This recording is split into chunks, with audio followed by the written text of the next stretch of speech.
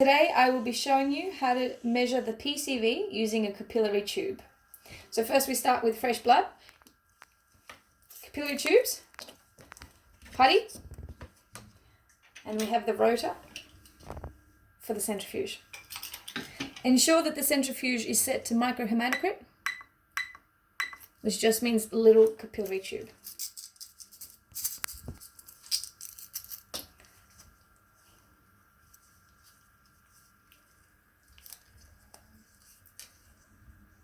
The capillary tubes work by suctioning up blood, so you don't actually have to tilt it toward gravity.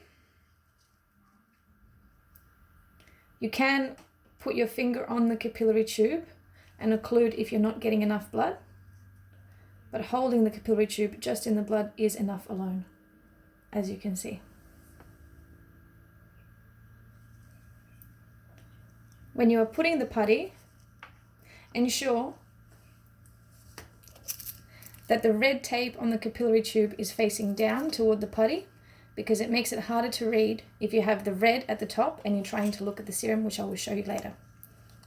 Be extra careful not to break the capillary tube, and it can be difficult sometimes to put putty in without suctioning the blood back into the putty.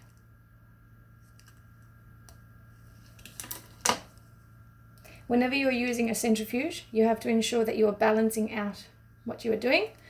Otherwise, under high speed, the centrifuge can break. I've prepared 2 capillary tubes, and I will show you now how to place them into the centrifuge. To open the centrifuge, lift the lid. As you can see, the centrifuge has a set already for tubes and not for capillary tubes. Remove the grey part. Take off the place which holds tubes. Put in the appropriate one, which is this one. To fit the capillary tubes, ensure that the putty is actually facing outwards, and this helps reduce any spillage of the blood.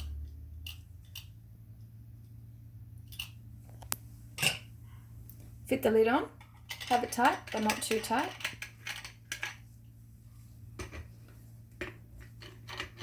Ensure that you always put the grey cover on, otherwise it can break the centrifuge. And press start.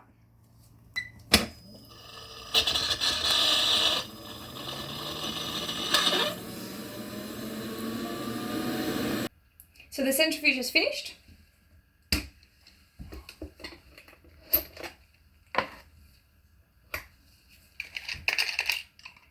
We can see we've got 2 little tubes, and what we can see is the separation between the red blood cells and the plasma of the serum.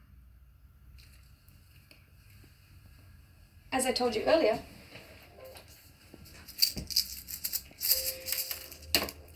if we were to put the putty on the other side, the red can actually obstruct the reading of the serum meniscus.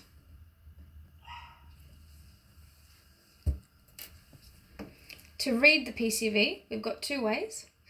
There's a circular way, which can be sometimes more accurate, or there is a meter.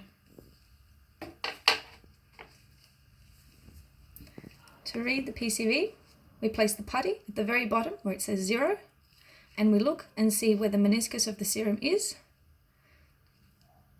We push the putty and the meniscus to line up with the lines, and then we have a look at where the top of the red blood cells are.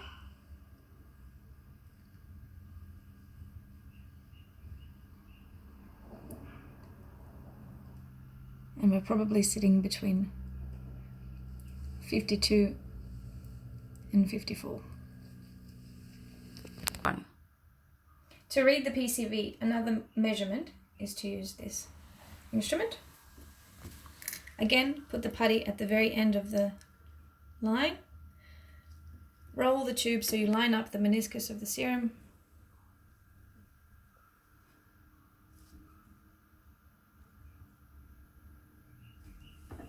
And push the line at the very start of the red blood cells.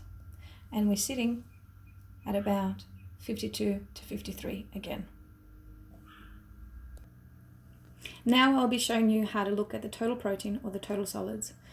The reason why we have to look at the PCV as well as the total protein is to find out whether there is an acute bleed or whether there is a chronic bleed, and we'll find out with the difference between the two. There are a few ways to look at the total protein or the total solids, one of which is to actually get a machine reading. Another way is you can split this capillary tube, but you have to be very cautious because it is glass. To split the tube, hold the top and the bottom and very gently push to one side. Ensure that you don't have any red blood cells. As you can see, I have red blood cells in this sample, so it's not a viable sample.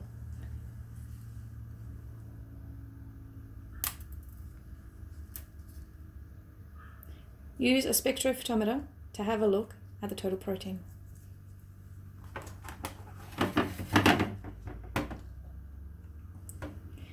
There are a few ways to get the total protein out of the capillary tube. Do not tap the capillary tube on the spectrophotometer. You will damage the glass and the readings will be false. We do not recommend blowing on the tube either because you can injure your lips or cut yourself.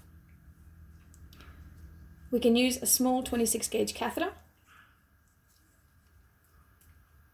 Be very cautious.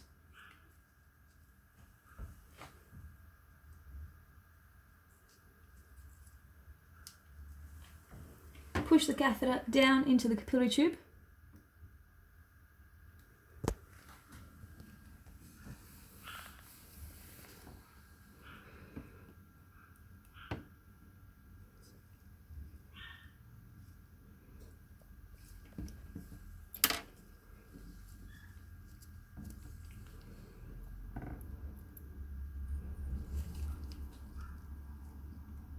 All that's needed is only a few drops.